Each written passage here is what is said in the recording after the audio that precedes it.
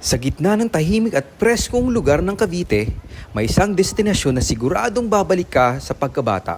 Ito ang Brixium. Isang kakaibang museum na hindi pintura, hindi kahoy, kundi gawa sa libo-libong pirasong bricks.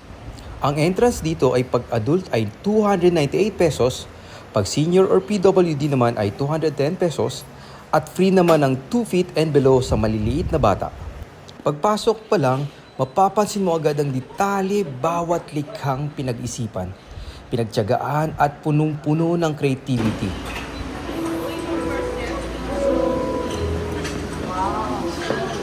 Oh. I don't know where to start.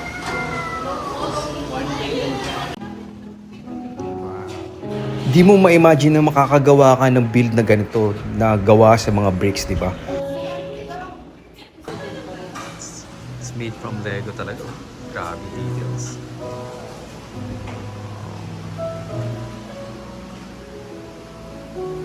Wow, that's cool. Wow. Here. Stick. There you go.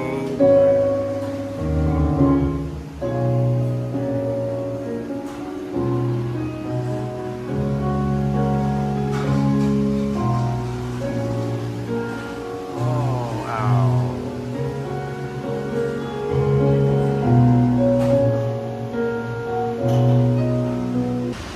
Not a control project. Okay. It's 1970s Lego. Wow. Sa lumang-luma na to. Grabe, history. Ay, So, friend ko ata. historic 1964 Lego plane set. Wow, grabe naman to. Kano ko yung mga value nyo? 1978 Legoland Castle.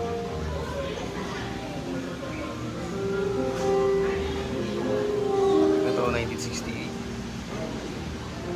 Lego.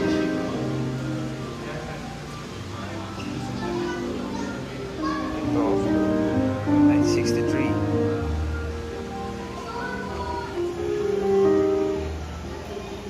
1974. Hindi pa ako pinapangalit yun. 1975 Legoland Hospital. So kasama dito yung mga Lego yun sa 70s din. Nakat mo ba? Wala dito yung sa amin mismo. Yun yung exciting part kung merong mga kapareho. Mga Lego. Ay, may Lego rin pala ganito. Bailo. Kahoy siya. Wood. Yeah, kasi talaga nag-start si Lego sa wood. Sa wood talaga. Tapos naging plastic. Nagka-fire sa factory nila. Kaya nawala lahat ng inventory nila. They had to rebuild their Imagine mo, sa 1950 oh. Vintage Lego 3 oh. Lumang-luma na. 1957, 1962 na. Wow. Classic.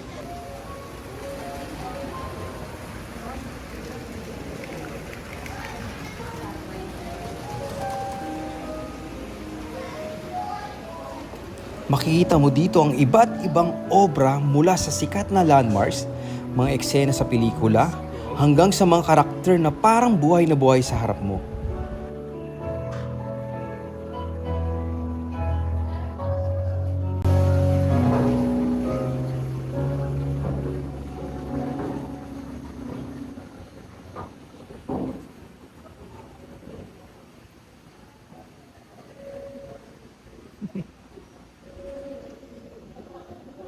Concert. Saan kaya yung concert to?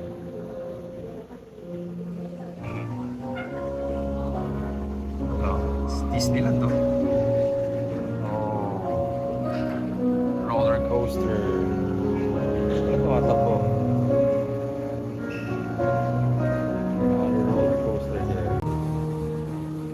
Mall of Asia, the Eye.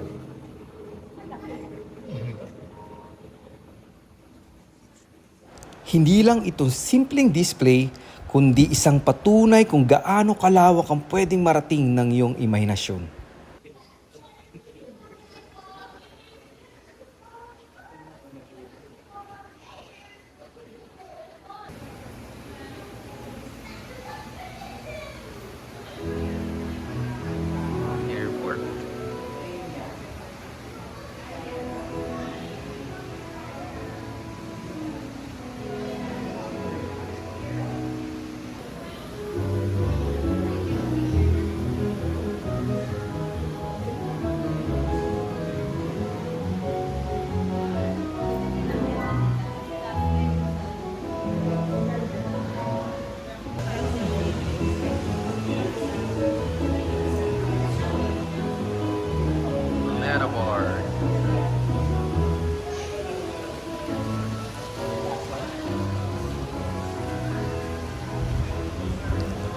Habang naglalakad ka sa bawat section, parang nag-iiba ang mundo mo.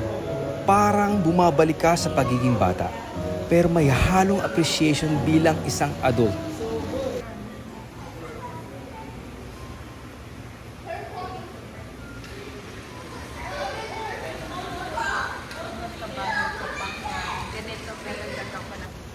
Mapapaisip ka, paano nila nabuo ito? Ilang oras, ilang araw, o baka ilang buwan? At sa bawat piraso ng bricks, makita mo ang passion ng mga gumagawa nito.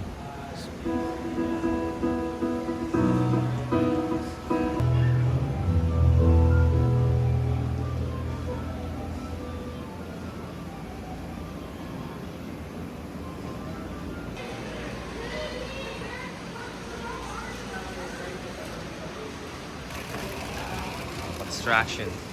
This is sa PH Log Philippines. So, dito may McDonald's sa Jollibee po. May helicopter pa si ano. Malupit si Jollibee, ah. May helicopter. Mas maraming tao sa Jollibee, ah. Ba't ganun?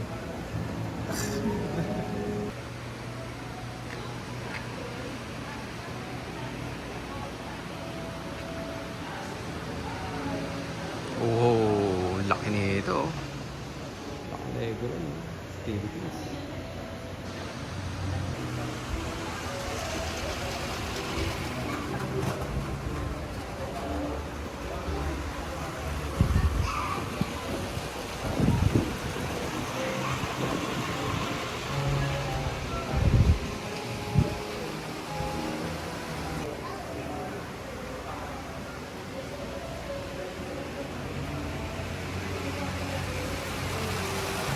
Ilaw kayong Galing nga eh. Some style. Oh, UFO. Grabe naman yan. Oo. Yung ultraviolet. Kaya parang umiilaw yung green. Galing yun.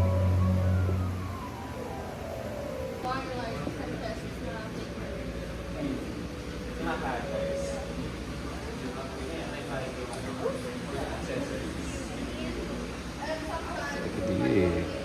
Gusto ko to. It's a tabletop light desk light.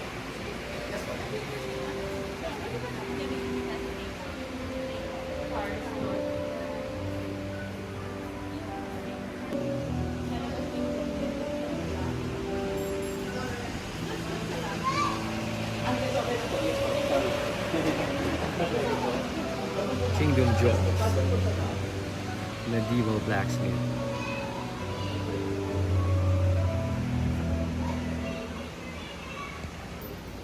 Oh, Sydney oh. Sydney. So parang nakapunta na ako ng Sydney. Oh. Nakita ko na yung Sydney. And this is, ano to? Wow, it's dark. Parang Starcraft to ah.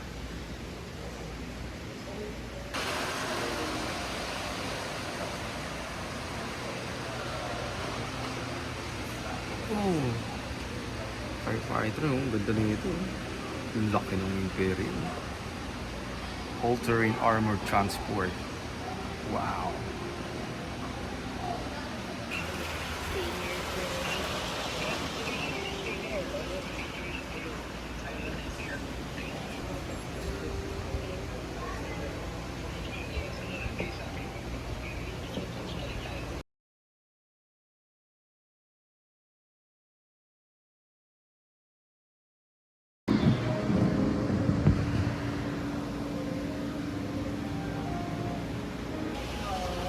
Meron na ako ganyan, kaya ako gumawa.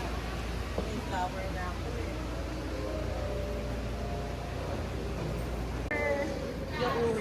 One of the owners po. That's cool. I'm the nephew po of the director. Oh. So, gaano katagal yung kinolect yung lahat the The Legos, Lego kuya? collection has been 40 years and growing po. Wow! Opo. Opo, it's a whole family collection. Some of them are like yung sa table ko na yan, aking collection. Oh! Sa my uncles.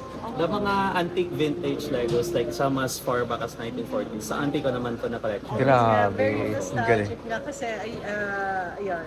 I started playing pa syempre when I was a kid and I'm 50 now. Opo. So like yung Family series. Yeah, I yung guess. station nyo, yung Yes fire po, station. yung nandun pa downstairs. I have the police station. Tapos Yun yung po. mga, yung other version pa, like I have the Salon Colette, yung parang house na yellow with the big Yes. characters. Opo. I recognize that Girls po. collection. Opo. Grabe. So, napasa na ba sa by generation to generation? Hanggang nakakolek kayo ng for the Legos ng mga ano. Even though the wood, no? Yes. Ang nagulat Yung nga wooden kami, po. classic So before talaga. there was plastic, Lego was a wooden toy. And unfortunately, yung factory ni Lego in Denmark, it burned down. So they had to make a choice, like it's a financial crisis. So do they continue making Lego wooden blocks or Lego plastic bricks? So they decided plastic bricks was the way to go. And it was the right choice. Because they didn't know, many years along the line, Lego would be best toy of the year for so many years. Yeah. So talagang it's a #1 toy brand talaga. Galing. Has there been the Brixium? This Is one. it This like- Brixium just yes. opened last year lang po. Last year? Yes po. We started in December last year. December. So we haven't even hit 1 year pa po. We actually started building this museum. So this whole museum was actually purposely built for the purpose of displaying our Lego collection. We started way back before the pandemic pa po. So we were actually here to experience firsthand yung eruption ng Mount Taal. So that we also put into consideration when designing this building. So hopefully it doesn't happen again, but in the future it will be sturdy enough to withstand yung ganong klaseng natural phenomenon. So Yeah. and now that may laman na po itong museum, now we're starting to see we're quickly running out of space again. This all used to belong inside the basement ng aking uncle. So all of this was kept in boxes, a bit dusty in condition. So it was my grandmother who suggested na parang, hoy, yung Lego mo, nagko-collect ka lang ng alikabok. So why not share it to the world? Why not display it and show it to the people na parang this is what we have. Your Parang family was active dun sa mga grand openings ng stores, no? The LCS. yes po. Yes, nakita niyo Oh, pa yung nakita mga memorabilia and yung parang maliit na diorama ng mga Trinoma and for Santiago. Yes po. Cute naman. Mhm.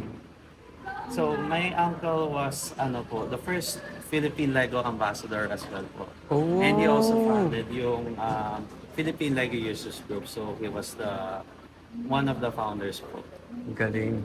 And we back then yung Philippine Lego Users Group, they also held events mostly in sa may Resorts World Manila. They had an event named Abracadabra. So parang it's where the group comes together and then they display a whole diorama. For example, today's theme is Lord of the Rings or today's theme would be Filipino churches. Parang ganun po. That's why also ang aming centerpiece po namin is yung Manila Cathedral. Oo nga eh. Nakita ko yung Luneta Park ko. Yes po. Very local landmarks dito po Yeah. downstairs. Upstairs naman po here at the second floor, more of yung mga international na mga landmarks like Taj Mahal. This is one of the drawings that I built during lockdown. So this one took me 2 days to assemble. So, ilang oras mong ginawa? Yeah, that one. With rest and sleep and 3 days of meals, 8 hours a day for 2 days. For 2 days? Yes, po. Oh, no. So talaga Anong pinakamatagal mong nabuo na yung Lego? Roman Colosseum po. Yan Yun ang pa talaga yung pinakamatagal. Like the Eiffel Tower that you saw downstairs po. Eiffel Tower was roughly 10,000 pieces. This one approximately 9,000 pieces. Oh. And then the lights were added on later. So the Oh, yeah. lights were third-party brand. The Roman Colosseum was actually divided into 4 sections, parang birthday cake. So each slice took me 1 day. And then yung bottom part, 1 day din po. 1 day. So all in all, 5 days. Grabe. And yun nga lang po, nakakalina lang po dahil kasi all the same color. So parang Ang hirap iyo. sometimes, kailangan ko lang i-double check kasi dati yung plastic bag. So when I empty the plastic bag, sometimes missing. Balik ako sa box. Okay, may naiwan pa sa plastic bag. So parang naisip pa nangyayari. Ako po. They recently shifted to the paper bags naman. Yes po. Lego has been trying to build a reputation that they are supportive of environmentally friendly projects to develop paper to reduce waste for their packaging. That's my collection. So parang 1, 2, 3. I don't want to throw it away. Sayang naman. Kasi others, even the box, preserve. Like us, yung aming mga lumang boxes. All the way back then. You still have enough space, ah? Yes You po. can still build vertically. I guess po, that's true. That's why we built vertically when it came to mga US na mga skyscrapers. So, marami pang potential. Yes po. There's, Mediums were your concept lang, or was there like they were also, instructions yes, they're also instructed. So they in gave the box like, pala? Opo. And then the lights were added after as well. Piper Studio? Yes Is that po. the name That's of your the, studio? parang yung username handle ng aking uncle when he was first, yun yung parang anonymous identity niya, online presence niya po. He referred to himself as Citizen Piper sa mga online groups. Until he made a public appearance and now he's more known for his family, for our family. So Randy Piper Production. What year siya naging Lego brand ambassador? Ano Like po, was mga I don't remember which specific year, but early 2010s. 2010. Opo. Nice, nice. So I was Grabe. small back then. And siya talaga pa yung nag-influence sa akin to also be mahilig rin po sa Lego. Nakakatawa naman by generation is Opo. nagtuloy-tuloy pa rin kayo As well as, support the ano po, Lego. did you see yung photo of the little girl dun sa play area?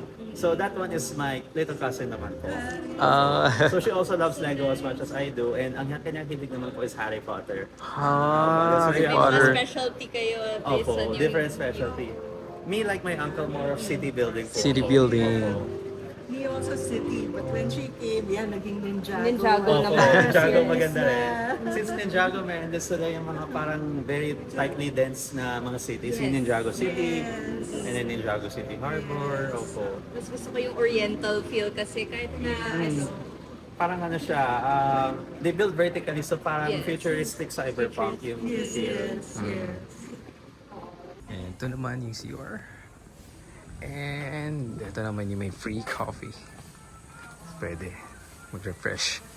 11 a.m. ang workshop. Are you excited sa workshop? yeah, we got to run. Oh. Si Tita, excited is workshop. Nakakatuwa, meron pa ditong pa-workshop lalo sa mga beginner pa lang sa mga Lego na tulad ko. Lalo kang mas nagkakaroon ng mga ideas sa mga binibigay nilang tutorial sa mga Lego bricks. In the malls, also in Resource World, bricks. Duplo, you don't have to throw them away or give them away. You can still use them and then put it together with the smaller regular bricks. So if you look at the back, that's a combination of Duplo and regular bricks. So no waste. Lego doesn't have any waste. But there is a math behind it. You would have to have 179 pesos. So you will see what we're focused on when you check out what's inside our about his life. To take up engineering. So Lego planted a seed in him that became an engineer. So now he's an engineer and he's still playing with Lego. So I think we achieved it really. Yes. Still playing. Hindi lang itong lugar para sa mga bata. Para ito sa lahat, lalo na sa mga taong marunong mangarap at di man nakakalimot sa simpleng saya ng paglikha. Kaya kung naghahanap ka ng kakaibang experience dito sa Cavite, isama mo na sa listahan mo ang Brixium. Dahil minsan, ang simpleng bricks, kayang bumuo ng napakalaking inspirasyon. Kita-kits uli, paalam!